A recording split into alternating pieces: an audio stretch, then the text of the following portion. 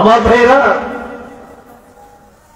আমরা ওই সমস্ত ইবাদত করতে চাই না যে সমস্ত ইবাদত আল্লাহকে খুশি না করে, যেগুলো শয়তানকে খুশি করে। আল্লাহকে খুশি না করে বান্দাকে খুশি করে, আল্লাহকে খুশি না করে আমার মনের খায়েশকে মিটায়।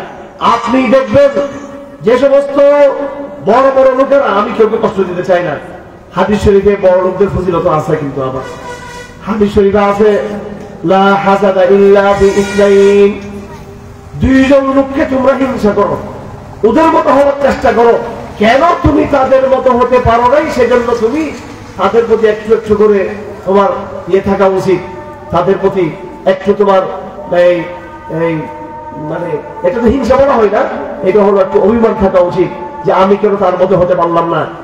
একজন ব্যক্তি হলো রাজুলুন আতাহুল্লাহুল ইলমা ফাকামা বিহি আনাল লাইল ওয়ান নাহার, একজন ব্যক্তি হলো যে যাকে আল্লাহ পাক কোরআন শরীফ মুখস্থ করার তৌফিক দিয়েছে, কোরআন শরীফ বুঝার তৌফিক দিয়েছে, সে কোরআনের আলেম, সে রাত দিন কোরআন নিয়ে গবেষণা করে, রাতের বেলায় কোরআন নিয়ে ইবাদত করে, দিনের বেলায় কোরআন শরীফের গবেষণা করে এবং মানুষকে দিনের দাওয়াত দেয়, কোরআনের শিক্ষা দেয় মানুষকে। সে প্রকার ব্যক্তিকে তোমরা কি করো? তার মতো কেন হতে পারো নাই সেজন্য আফসোস করো।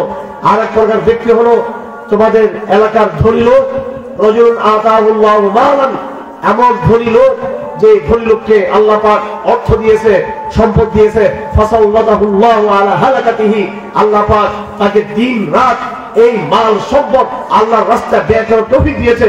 তোমরাও চিন্তা করো যে কেন তার মতো হতে পারলাম না। এই দুই প্রকার ব্যক্তির ফজিলত আছে। ধনী ব্যক্তি যখন সে আল্লাহর পথে ব্যয় করবে, আর আলেম যখন দিন যাচ্ছে কোরআনের মেহনত করবে, সেজন্য ধনী লোকের ফজিলত আছে। কিন্তু আমার দুঃখ হলো ওই সব ধনীদেরকে নিয়ে যারা ঘুষের টাকা দিয়ে হজ করতে যায়, অবৈধ টাকা দিয়ে হজ করতে যায়, দুর্নীতির কারণ টাকা দিয়ে হজ করতে যায়।